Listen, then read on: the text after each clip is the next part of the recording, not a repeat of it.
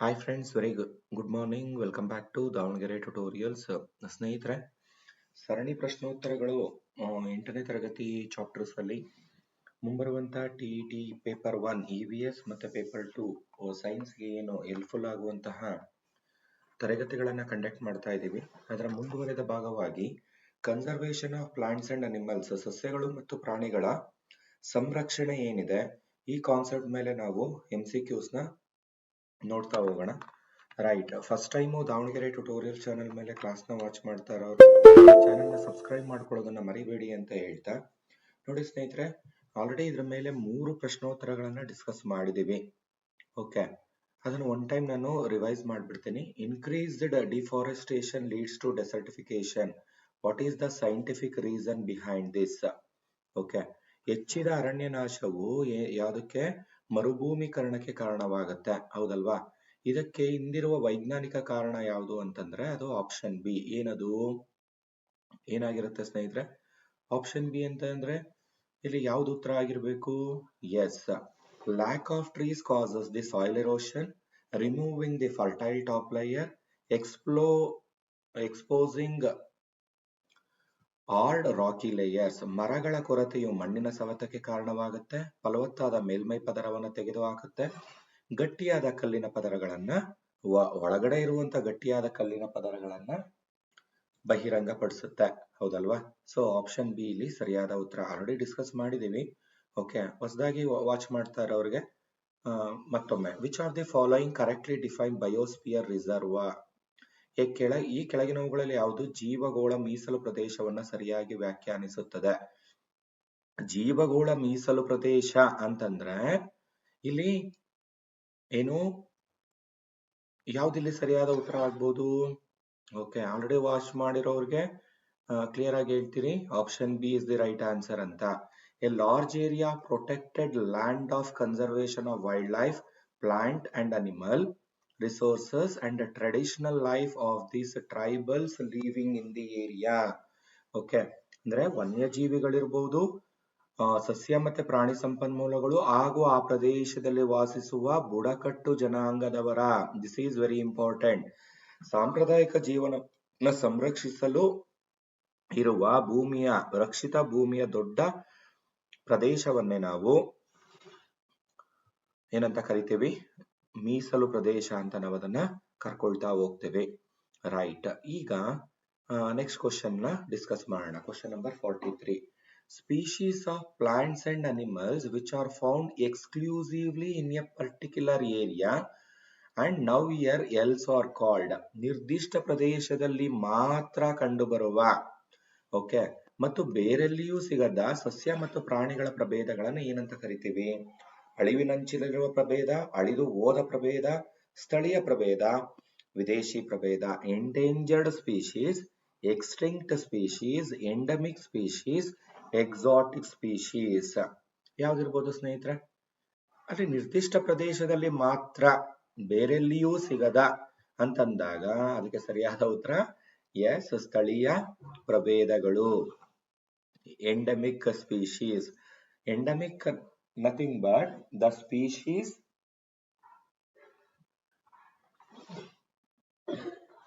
or the organism that are restricted to a specific geographical region. Okay, ನಿರ್ದಿಷ್ಟ ಭೌಗೋಳಿಕ ಪ್ರದೇಶಕ್ಕೆ ಸೀಮಿತವಾಗಿರುವಂತ ಜೀವಿಗಳಾಗಿದ್ದಾವೆ. ಅಂದ್ರೆ ಇವು ಆ ಪ್ರದೇಶವನ್ನು ಹೊರತುಪಡಿಸಿ ಬೇರೆಲ್ಲಿಯೂ ನೈಸರ್ಗಿಕವಾಗಿ ಅವೆಲ್ಲಿಯೂ ಸಹ ಕಂಡು ಬರೋದಿಲ್ಲ. ಉದಾಹರಣೆ ಅಂತ ತಗೊಂಡಾಗ sal and wild mango are endemic flora of the Pachmarhi biosphere reserve. ಸಾಲ್ ಮತ್ತು ಕಾಡು ಮಾವು ಪಚ್ಮಡಿ, ಓಕೆ, ಜೀವಿಗೋಳ ಮೀಸಲು ಪ್ರದೇಶದ ಸ್ಥಳೀಯ ಸಸ್ಯ ವರ್ಗಗಳಿಗೆ ಉದಾಹರಣೆಯಾಗಿವೆ. ಇವು ಸಾಲ್ ಮತ್ತು ಈ ಕಾಡು ಮಾವು ಬೇರೆಲ್ಲಿಯೂ ನೈಸರ್ಗಿಕವಾಗಿ ಕಂಡು ಬರುವುದಿಲ್ಲ. What is the primary objective of the red data book? ನೋಡಿ, ಇದ್ರ ಮೇಲೆ ಹಲವಾರು ಬಾರಿ ಪ್ರಶ್ನೆ ಬಂದಿದೆ ಸ್ನೇಹಿತರೆ. ಈ ಒಂದು ಟೀಚರ್ಸ್ ಎಕ್ಸಾಮ್ ಅಲ್ಲ, KPSC ಎಕ್ಸಾಮ್ಸ್ ಅಂದ್ರೆ PSI ಇರ್ಬೋದು, PC ಇರ್ಬೋದು, ಈ ರೀತಿಯಾದಂತ ಎಕ್ಸಾಮ್ಗಳಲ್ಲೂ ಇದ್ರ ಮೇಲೆ ಪ್ರಶ್ನೆ ಬಂದಿದೆ. ಕೆಂಪು ದತ್ತಾಂಶ ಪುಸ್ತಕದ ಪ್ರಾಥಮಿಕ ಉದ್ದೇಶ ಏನು ಅನ್ನೋದಿಲ್ಲಿ ಪ್ರಶ್ನೆ.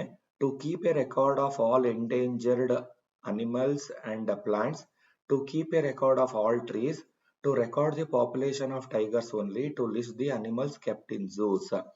ಕ್ಲಿಯರ್ ಆಗಿ ಗೊತ್ತಾಗುತ್ತೆ.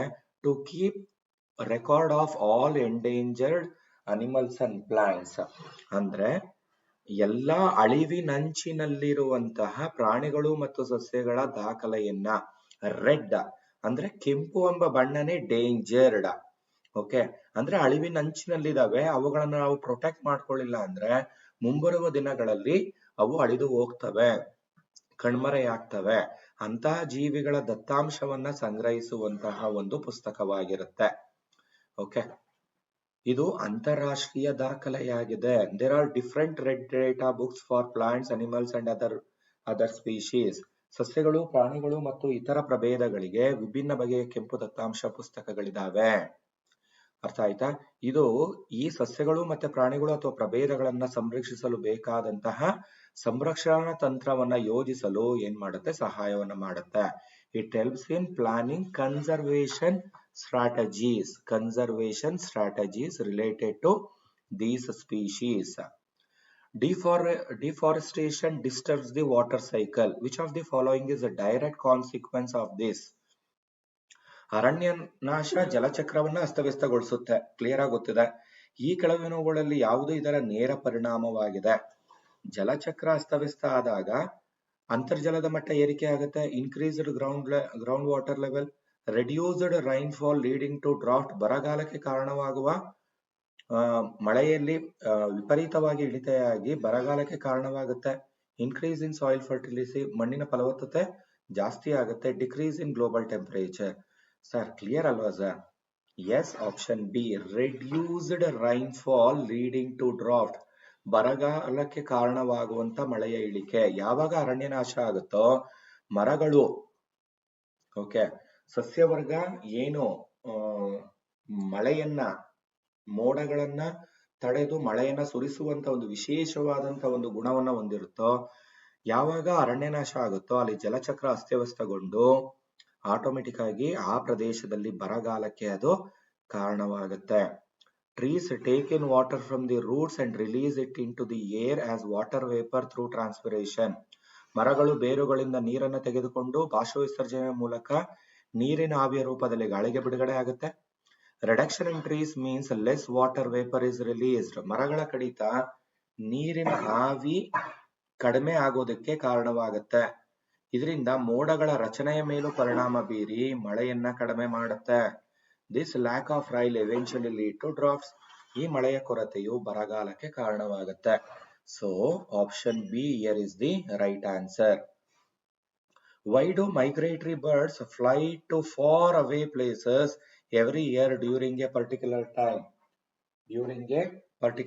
ವಲಸೆ ಹಕ್ಕಿಗಳು ಪ್ರತಿ ವರ್ಷ ಒಂದು ನಿರ್ದಿಷ್ಟ ಸಮಯದಲ್ಲಿ ದೂರದ ಸ್ಥಳಗಳಿಗೆ ಏಕೆ ಹಾರಿ ಹೋಗ್ತವೆ? ಇದು ಗೊತ್ತಿದೆ, ವಲಸೆ ಹಕ್ಕಿಗಳು ದೂರದ ಪ್ರದೇಶಕ್ಕೆ ಹಾರಿ ಹೋಗ್ತವೆ ಅಂತ, ಹೌದಲ್ವಾ? ಯಾಕೆ ಹಾರಿ ಹೋಗ್ತವೆ? ಟು ಎಕ್ಸ್ಪ್ಲೋರ್ ನ್ಯೂ ಏರಿಯಾಸ್, ಹೊಸ ಪ್ರದೇಶಗಳನ್ನ ಅನ್ವೇಷಣೆ ಮಾಡೋದಕ್ಕ. Because of climatic change in their natural habitat, ತಮ್ಮ ನೈಸರ್ಗಿಕ ಆವಾಸ ಸ್ಥಾನದಲ್ಲಿ ಹವಾಮಾನ ಬದಲಾವಣೆಗಳ ಕಾರಣಕ್ಕಾಗಿನ, ಅಂದ್ರೆ ಅತ್ಯಂತ ಶೀತ ಹವಾಮಾನ ಇರುತ್ತೆ ಅಂತನ. ಟು ಎಸ್ಕೇಪ್ ಫ್ರಮ್ ವಂಟರ್ಸ್, ಬೇಟೆಗಾರರಿಂದ ತಪ್ಪಿಸಿಕೊಳ್ಳೋದಕ್ಕ. To find better materials for building nest, ಗೂಡುಗಳನ್ನ ಕಟ್ಟೋದಕ್ಕೆ ಉತ್ತಮ ಸಾಮಗ್ರಿಗಳನ್ನ ಹುಡ್ಕೋದಿಕ್ಕ. ಇಲ್ಲಿ ಮೋಸ್ಟ್ ಸೂಟೇಬಲ್ ಅಂತ ಯಾವ್ದು ಅನ್ಸುತ್ತೆ? ಆಫ್ ಕೋರ್ಸ್ ಆಪ್ಷನ್ ಬಿ, ಹೌದಲ್ವಾ? Migratory birds fly thousands of kilometers because their natural habitat becomes extremely cold and inhospitable. ವಲಸೆ ಹಕ್ಕಿಗಳು ಸಾವಿರಾರು ಕಿಲೋಮೀಟರ್ಗಳಷ್ಟು ಹಾರುತ್ತೆ, ಏಕೆಂದರೆ ಅವುಗಳ ನೈಸರ್ಗಿಕ ಆವಾಸ ಸ್ಥಾನವು ಅತ್ಯಂತ ಶೀತ ಮತ್ತು ವಾಸಯೋಗ್ಯವಲ್ಲ. ಓಕೆ, ಜೊತೆಗೆ ರೈಟ್, ಇದು ಏನ್ ಮಾಡುತ್ತೆ? They migrate to warmer regions to lay eggs and breed. This is another major reason. ಅವುಗಳು ಮೊಟ್ಟೆಗಳನ್ನು ಇಡಲು ಹಾಗೂ ಸಂತಾನೋತ್ಪತ್ತಿ ಮಾಡಲು ಬೆಚ್ಚಗಿನ ಪ್ರದೇಶಗಳಿಗೆ ವಲಸೆಯನ್ನ ಹೋಗ್ತವೆ. Okay, best example is Siberian crane ಇದಕ್ಕೆ ಅತ್ಯುತ್ತಮವಾದ ಉದಾಹರಣೆ. ನೆಕ್ಸ್ಟ್ ಕ್ವಶನ್ಗೆ ನಾವು ಮೂವ್ ಆನ್ ಆಗೋಣ. Question number 47, assertion and reasoning type question. ಇದು CTET ಯಲ್ಲೂ ಈ ರೀತಿಯ ಪ್ರಶ್ನೆಗಳು ಬರುತ್ತೆ. ಇತ್ತೀಚೆಗೆ ನಮ್ಮ ಟಿಇಟಿ ಪ್ರಶ್ನೆ ಪತ್ರಿಕೆಗಳು ಈ ರೀತಿಯಾದಂತ 1 ಅಥವಾ 2 ಪ್ರಶ್ನೆಗಳನ್ನ ಕಾಣ್ತೇವೆ. We should not kill snake, frogs, lizards, bats and owls. ನಾವು ಹಾವು, ಕಪ್ಪೆ, ಹಲ್ಲಿ, ಬಾವಲಿ ಮತ್ತು ಗೂಬೆಗಳನ್ನು ಕೊಲ್ಲಬಾರದು. They are an important part of the food chain and ecosystem. ಅವು ಆಹಾರ ಸರಪಳಿ ಮತ್ತು ಪರಿಸರ ವ್ಯವಸ್ಥೆಯ ಪ್ರಮುಖ ಭಾಗಗಳಾಗಿವೆ. Both A and R true. R is the correct explanation of A. A ಮತ್ತೆ ಆರ್ ಎರಡೂ ಸಹ ಸತ್ಯ. ಆರ್ ಎಂಬುದು ಎ ಯ ಸರಿಯಾದ ವಿವರಣೆ. Both A and R true but R is not the correct explanation. A ಮತ್ತು ಆರ್ ಎರಡೂ ಸತ್ಯ, ಆದರೆ ಆರ್ ಎಂಬುದು ಎ ಯ ಸರಿಯಾದ ವಿವರಣೆಯಲ್ಲ. A is true but R is false. A ಅನ್ನೋದು ಸತ್ಯ ಆದರೆ ಆರ್ ಸುಳ್ಳು. A is false but R is true. A ಸುಳ್ಳು ಆದರೆ ಆರ್ ಸತ್ಯ. ಕ್ಲಿಯರ್ ಆಗಿದೆ ಸ್ನೇಹಿತರೆ, ಎರಡೂ ಸಹ ಸರಿ. ಹಾವು ಮತ್ತೆ ಗೂಬೆಗಳಂತಹ ಸಣ್ಣ ಪ್ರಾಣಿಗಳು ಇಲಿ ಮತ್ತು ಕೀಟಗಳ ಸಂಖ್ಯೆಯನ್ನು ಏನ್ ಮಾಡ್ತವೆ, ನಿಯಂತ್ರಿಸ್ತವೆ. ಹೌದಲ್ವಾ? Small animals like snake and owls control the population of pests like rats and insects. Killing them disturbs the food chain and food webs, leading to imbalance in the ecosystem. ಅವುಗಳನ್ನ ಕೊಲ್ಲೋದ್ರಿಂದ ಆಹಾರ ಸರಪಳಿಗಳು, ಆಹಾರ ಜಾಲಗಳು ಅಸ್ತವ್ಯಸ್ತಗೊಂಡು ಪರಿಸರ ವ್ಯವಸ್ಥೆಯಲ್ಲಿ ಅಸಮತೋಲನಕ್ಕೆ ಕಾರಣವಾಗುತ್ತೆ. ನೋಡಿ, ಇವತ್ತು ಡಿಸ್ಕಸ್ ಮಾಡ್ತಾ ಇರುವಂತ ಕಾನ್ಸೆಪ್ಟ್ ಮೇಲೆ ಮಿನಿಮಮ್ ಒಂದು ಪ್ರಶ್ನೆ ಖಂಡಿತವಾಗಿಯೂ ನಿಮ್ಮ ಎಕ್ಸಾಮ್ ಅಲ್ಲಿ ಬಂದೇ ಬರುತ್ತೆ. Okay, even in paper 1 as well as in paper 2. very important concepts. Okay, first time Davanagere tutorial channel ಮೇಲೆ ಕ್ಲಾಸ್ ನ ವಾಚ್ ಮಾಡ್ತಾ ಇರೋರು ಚಾನಲ್ ನ ಸಬ್ಸ್ಕ್ರೈಬ್ ಮಾಡ್ಕೊಳ್ಳಿ. ರೈಟ್, ಏನೇ ಡೌಟ್ ಇದ್ರು ಕಮೆಂಟ್ ಬಾಕ್ಸ್ ಅಲ್ಲಿ ಮೆನ್ಷನ್ ಮಾಡಿ. ಅರ್ಥ ಆಯ್ತಾ? ಚೆನ್ನಾಗಿ ಅಭ್ಯಾಸ ಮಾಡಿ ಸ್ನೇಹಿತರೆ. Okay, preserving dum is crucial for biodiversity. ಆದ್ದರಿಂದ ಅವುಗಳನ್ನು ಸಂರಕ್ಷಿಸುವುದು ಜೀವ ವೈವಿಧ್ಯಕ್ಕೆ ನಿರ್ಣಾಯಕವಾಗಿದೆ. The Government of India launched Project Tiger with the aim of. Bharat ಸರ್ಕಾರ ಪ್ರಾಜೆಕ್ಟ್ ಟೈಗರ್ ಅನ್ನು ಈ ಉದ್ದೇಶದಿಂದ ಪ್ರಾರಂಭಿಸಿತು. Exporting tigers to the countries. ಹುಲಿಗಳನ್ನ ಬೇರೆ ದೇಶಗಳಿಗೆ ರಫ್ತು ಮಾಡಲಿಕ್ಕೆ. Ensuring the survival and maintenance of the tiger population in the country. ದೇಶದಲ್ಲಿ ಹುಲಿಗಳ ಉಳಿಯುವಿಕೆ ಹಾಗೂ ಅವುಗಳ ಸಂಖ್ಯೆಯ ನಿರ್ವಹಣೆಯನ್ನು ಖಚಿತಪಡಿಸಿಕೊಳ್ಳುವುದಕ್ಕೆ. Promoting tiger hunting as a sport. ಹುಲಿ ಬೇಟೆಯನ್ನು ಕ್ರೀಡೆಯಾಗಿ ಉತ್ತೇಜಿಸೋದಕ್ಕೆ. Keeping tigers as pets in homes. ಹುಲಿಗಳನ್ನು ಮನೆಗಳಲ್ಲಿ ಸಾಕು ಪ್ರಾಣಿಗಳಾಗಿ ಇಟ್ಕೊಳ್ಳೋದಿಕ್ಕೆ. ನೋಡಿ, which is the right answer? Option B. Sir clear ಆಗಿದೆ, ಆದ್ರೆ ಕೊನೆದು ಚೆನ್ನಾಗಿದೆ sir option. Tigers var slowly disappearing from forest. ಹುಲಿಗಳು ಕಾಡುಗಳಿಂದ ನಿಧಾನವಾಗಿ ಕಣ್ಮರೆಯಾಗ್ತಾ ಇರುವಂತ ಜೀವಿಗಳಲ್ಲಿ ಹುಲಿಗಳು ಸಹ ಒಂದು. ಹೌದಲ್ವಾ? Project tiger was launched to protect tigers and increase their numbers. ಹುಲಿಗಳನ್ನ ರಕ್ಷಿಸಲು ಮತ್ತು ನೈಸರ್ಗಿಕ ಆವಾಸ ಸ್ಥಾನಗಳಲ್ಲಿ ಅವುಗಳ ಸಂಖ್ಯೆಯನ್ನು ಹೆಚ್ಚಿಸಲು ಪ್ರಾಜೆಕ್ಟ್ ಟೈಗರ್ ಅನ್ನ ಪ್ರಾರಂಭಿಸಲಾಗಿದೆ. This ensures the stability of the forest ecosystem, that is top predator. ಇದು ಅರಣ್ಯ ಪರಿಸರ ವ್ಯವಸ್ಥೆಯ ಸ್ಥಿರತೆಯನ್ನ, ಅಂದ್ರೆ ಇದು ಮೇಲ್ವರ್ಗದ ಫುಡ್ ಚೈನ್, ಆಹಾರ ಸರಪಳಿಯಲ್ಲಿ ಮೇಲಿನ ಒಂದು ಸ್ತರದಲ್ಲಿ ಕಂಡು ಬರೋದ್ರಿಂದ ಇವುಗಳ ಸಂಖ್ಯೆ ಕಡಿಮೆ ಆದ್ರೆ ಕೆಳಗಿನ ಸ್ತರದಲ್ಲಿ ಕಂಡು ಬರುವಂತ ಜೀವಿಗಳ ಸಂಖ್ಯೆಯಲ್ಲಿ ವ್ಯತ್ಯಾಸವಾಗಿ ಓಕೆ ಏನಾಗತ್ತೆ ಅಂತಂದ್ರೆ ಅಸ್ಥಿರತೆ ಅನ್ನೋದು ಉಂಟಾಗತ್ತೆ. ಇಂಬ್ಯಾಲೆನ್ಸ್ ಅಂತ ಏನ್ ಕರ್ಕೊಳ್ತೀವಿ ಅದು ಉಂಟಾಗತ್ತೆ. ಹೌದಲ್ವಾ? Next question. Recycling of paper is an important conservation method because.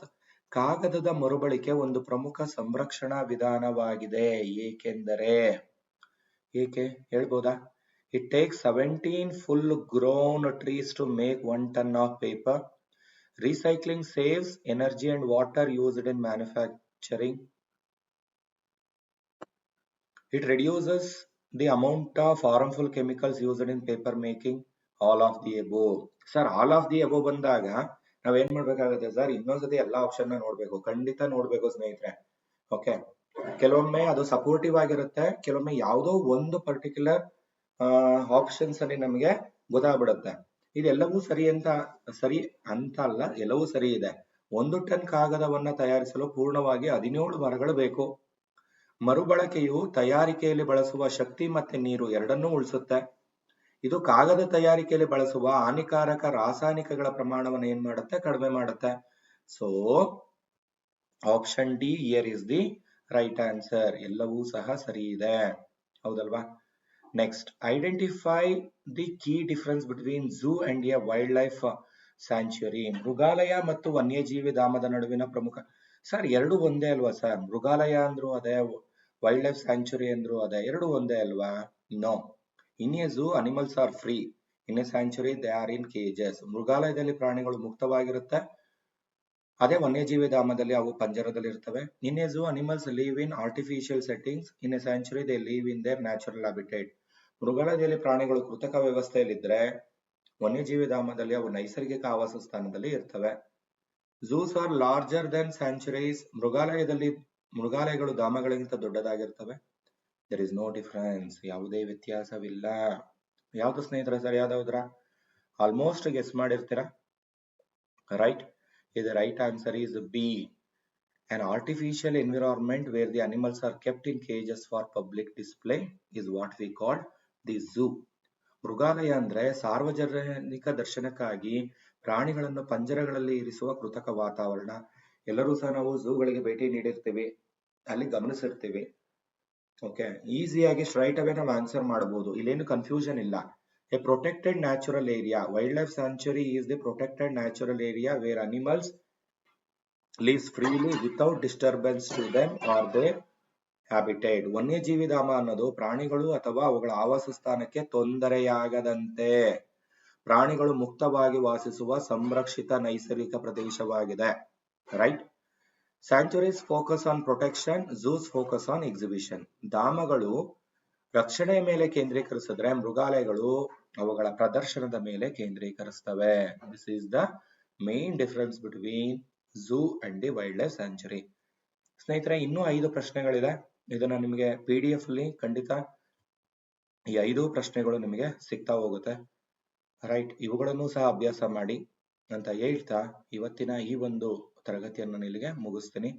ಪ್ರತಿಯೊಂದು ಪ್ರಶ್ನೆಗಳು ಅಪ್ಲೈಡ್ ಹಾಗೂ ಡೀಟೇಲ್ಡ್ ಎಕ್ಸ್ಪ್ಲನೇಷನ್ ಇರೋದ್ರಿಂದ ಇದಕ್ಕೆ ಸಂಬಂಧಪಟ್ಟಂತ ಬೇರೆ ಪ್ರಶ್ನೆಗಳನ್ನ ಕೇಳಿದ್ರು ಸಹ ನೀವು ಆನ್ಸರ್ ಮಾಡಬಹುದು. ಯಾಕಂದ್ರೆ ಅಲ್ಲಿ ಡೀಟೇಲ್ ಎಕ್ಸ್ಪ್ಲನೇಷನ್ ಅಲ್ಲಿ ನಾವು ಹಲವಾರು ಅಂಶಗಳನ್ನ ಏನ್ ಮಾಡಿರ್ತೀವಿ, ಡಿಸ್ಕಸ್ ಮಾಡಿರ್ತೀವಿ, ಹೌದಲ್ವಾ? ಆದ್ರಿಂದ I think this type of videos very much helpful to you. Okay, ಈ ರೀತಿಯಾದಂತಹ ವಿಡಿಯೋಗಳು ಖಂಡಿತ ನಿಮ್ಗೆ ಮುಂಬರುವಂತಹ ಎಕ್ಸಾಮ್ಸ್ಗೆ ಖಂಡಿತ ಹೆಲ್ಪ್ ಆಗುತ್ತೆ. ಸುಮಾರು ಜನ ಬಹಳ ಅಪ್ರಿಶಿಯೇಟ್ ಮಾಡ್ತಾ ಇದ್ದೀರಾ, ಬಹಳ ಚೆನ್ನಾಗಿ ಬರ್ತಾ ಇದೆ ಸರ್ ಕ್ಲಾಸಸ್ ಅಂತ. ಓಕೆ, ಇದೇ ರೀತಿ ಮುಂದುವರಿಸಿ. TET ಕಂಪ್ಲೀಟ್ ಆಗಿದ ತಕ್ಷಣ PSTR, GPSTR, HSTR classes start ಆಗುತ್ತೆ. ಜಾಯಿನ್ ಆಗೋದಕ್ಕೆ ಇಂಟ್ರೆಸ್ಟ್ ಇರ್ತಕ್ಕಂಥವ್ರು ಈಗಲೇ 8217670405 ಈ ನಂಬರ್ನ ಕಾಂಟ್ಯಾಕ್ಟ್ ಮಾಡಿ. ಇದೊಂದು ಗೋಲ್ಡನ್ ಆಪರ್ಚುನಿಟಿ ಅಂತ ಎಸ್ಟರ್ಡೇ ನಾವು ತಿಳಿಸಿದೀವಿ. ಯಾಕಂದ್ರೆ ಜನವರಿಯಲ್ಲೇ ಕಾಲ್ಫರ್ ಆಗುತ್ತೆ ಅಂತ ಮಾನ್ಯ ಶಿಕ್ಷಣ ಸಚಿವರು ಹೇಳಿರೋದ್ರಿಂದ ಅವರು ಸುಮಾರು ವೇದಿಕೆಗಳಲ್ಲಿ ಶಿಕ್ಷಕರ ಪರವಾಗಿ, ಶಿಕ್ಷಕರ ನೇಮಕಾತಿಯ ಪರವಾಗಿ ಹೆಚ್ಚು ಆಸಕ್ತಿ ಒಂದು ಶಿಕ್ಷಣ ವ್ಯವಸ್ಥೆಯಲ್ಲಿ ಹಲವಾರು ಕ್ರಾಂತಿಕಾರಕ ಬದಲಾವಣೆಗಳನ್ನ ಮಾಡ್ತಾ ಇದ್ದಾರೆ. ಓಕೆ, ಅದರ ಸದುಪಯೋಗವನ್ನ ಶಿಕ್ಷಕರಾದಂತ ನಾವು ಬಳಸ್ಕೊಳ್ಳೋಣ. ಮುಂಬರುವಂತಹ ಭಾವಿ ಶಿಕ್ಷಕರಾಗಿ, ಅಂದ್ರೆ ಮುಂದಿನ ಜೂನ್ ತಿಂಗಳಲ್ಲಿ ಸಾಧ್ಯವಾದಷ್ಟು ಎಲ್ಲರೂ ಸಹ ಸರ್ಕಾರಿ ಶಾಲೆಗಳಲ್ಲಿ ಸೇವೆ ಸಲ್ಲಿಸುವಂತಾಗ್ಲಿ ಅಂತ ಆಶಿಸ್ತಾ ಓಕೆ, ಇಂದಿನ ಈ ಒಂದು ವಿಡಿಯೋವನ್ನ ಇಲ್ಲಿ ನಾನು ಮುಗಿಸ್ತೀನಿ ಸ್ನೇಹಿತರೆ. ಮುಂದಿನ ಇದೇ ರೀತಿಯಾದಂತ ಮುಂದಿನ ತರಗತಿಗಳಲ್ಲಿ ಸಿಗೋಣ. First time Davanagere tutorial channel ಮೇಲೆ ಕ್ಲಾಸ್ನ ವಾಚ್ ಮಾಡ್ತಾ ಇರೋರು ಚಾನಲ್ನ ಸಬ್ಸ್ಕ್ರೈಬ್ ಮಾಡ್ಕೊಳ್ಳೋದನ್ನ ಮರಿಬೇಡಿ. ಕ್ಲಾಸ್ ಇಷ್ಟ ಆಗಿದ್ರೆ ಲೈಕ್ ಮಾಡಿ, ಹೆಚ್ಚೆಚ್ಚು ಶೇರ್ ಮಾಡಿ. Okay, thank you so much. ಧನ್ಯವಾದಗಳು.